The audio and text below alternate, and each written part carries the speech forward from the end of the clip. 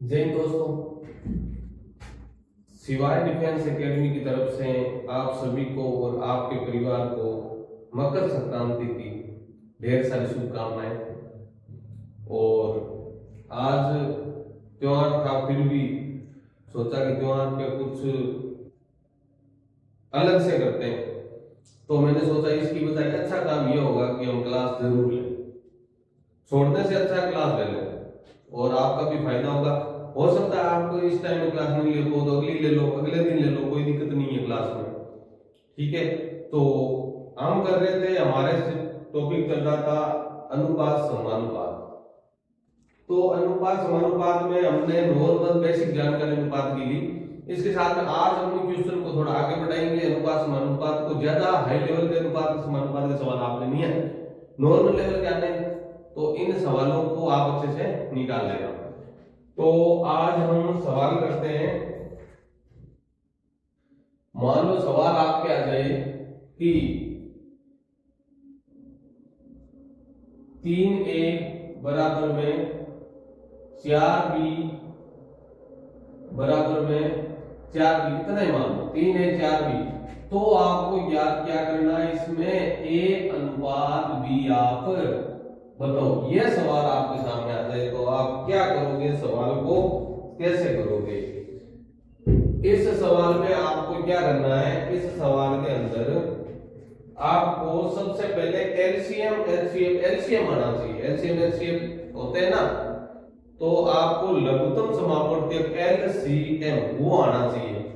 तो अगर आपको एलसीएम आता है तो आपको कोई दिक्कत नहीं होगी सवाल करने में। तो इसमें क्या करोगे आप, एलसीएम का मतलब है दोनों संख्याओं का या तो एलसीएम ले लो या दोनों के सीधी बट्टा में लेके आ जाओ। देखो हम ए अनुपात को क्या लिखते हैं, ए अनुपात बी को क्या लिखते हैं, ए बट्टा बी लिखते हैं ना। तो इसी तरह से आपको क्या करना है, इसको लेके आना है। कैसे, इसके पैरों में ये गुणा में है इसके, तो आ जाएगा आपका a गुना 3 बराबर में b गुना 4 है। तो 3 को इसके पैर में लेके आ जाओ, 4 को इसके पैरों में लेके आ जाओ, तो क्या हो जाएगा आपका a के बट्टा में कितना हो जाएगा 4 बराबर में b के बट्टा में कितना हो जाएगा 3। नहीं तो आप एलसीएम लेके भी कर सकते हो।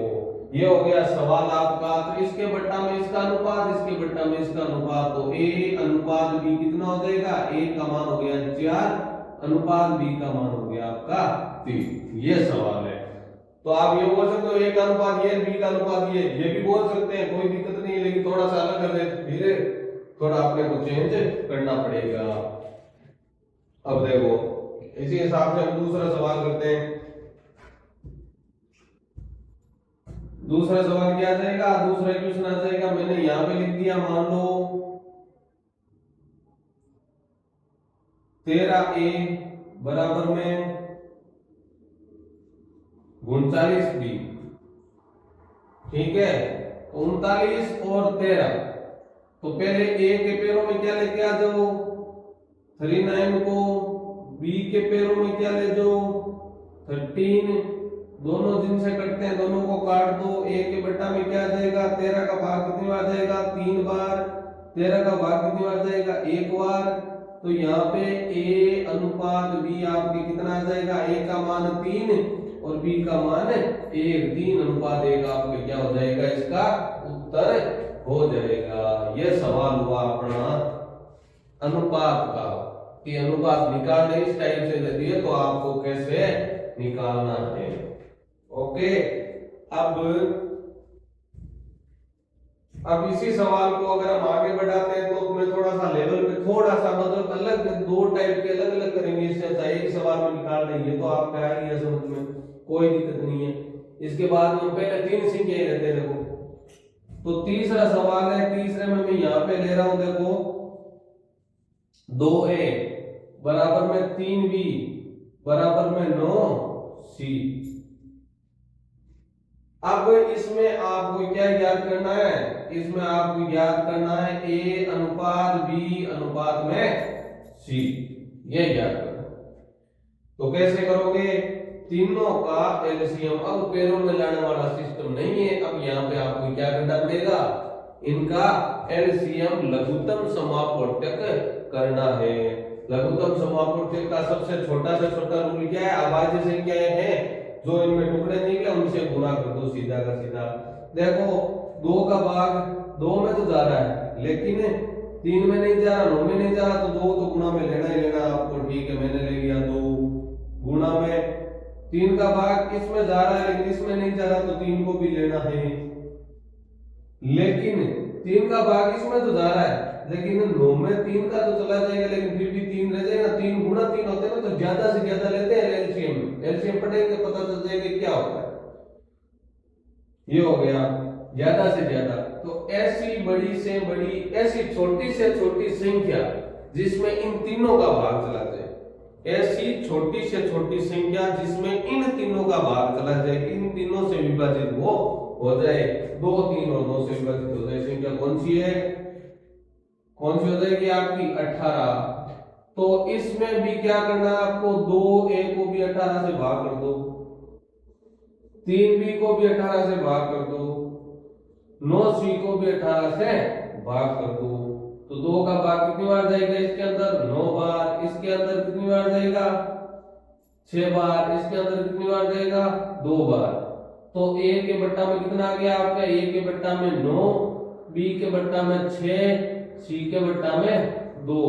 तो a अनुपात b अनुपात c आपका कितना हो जाएगा? 9 अनुपात 6 अनुपात 2, जो आपका क्या होगा? उत्तर हो जाएगा। यह सवाल है। आया समझ में? इसके बाद में आपको इस सवाल को थोड़ा हम लेवल पे ले जाते हैं ना, तो क्या आता है ध्यान से देखना।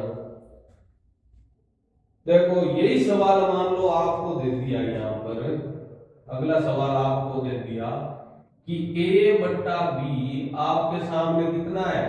यही मान लो, यही उत्तर 4 बट्टे में 3 है। तो आप a प्लस b बट्टा a plus a minus b बट्टा b ज्ञात करो। ये थोड़ा सा सवाल ठीक है, थोड़ा बड़े के तरीके से हम इसको ले रहे हैं। तो क्या होगा? इनमें कुछ भी नहीं करना आपको। a की जगह a के सामने का मान, b की जगह b के सामने का मान, दोनों का रेशियो आ रहा है वो निकालो सीधा का सीधा। a की जगह 4, b की जगह 3। 4 अनुपात 3 है ना, a की जगह 4, b की जगह 3। आपको उत्तर के लिए बता रहा हूं, बाकी सवाल इसमें के वगैरह और देते अपने को नहीं लेना, अपने को सीधा का सीधा उत्तर निकाल दो इसका। देखो a की जगह 4 प्लस में b की जगह 3 बट्टा में a की जगह 4 प्लस में a की जगह 4 माइनस में b की जगह 3 बट्टा में b की जगह 3। ठीक है, कर दो सरल सवाल को। 4 और 3 7 बट्टे 4 प्लस 4 में से 3 गया तो 1 बट्टे 3। अब सही बट्टा की जोड़ बाकी नहीं आती है, तो यहाँ पे आपको दिक्कत हो जाएगी। आंसर कैसे निकालोगे? आंसर कैसे निकालोगे? आंसर ऐसे निकालोगे। देखो 4 और 3 दोनों अभाज्य संख्या है, तो इनका एलसीएम क्या होगा? 12। दोनों का गुणा हो जाएगा। 4 का भाग 12 में 3 बार, उस 3 को 7 से गुणा किया तो 21। 3 का भाग 12 में 4 बार, 4 को 1 से गुणा किया तो 4। कितना आ गया? 21 और 4 25 बट्टे में 12 आपका क्या हो जाएगा? उत्तर हो जाएगा।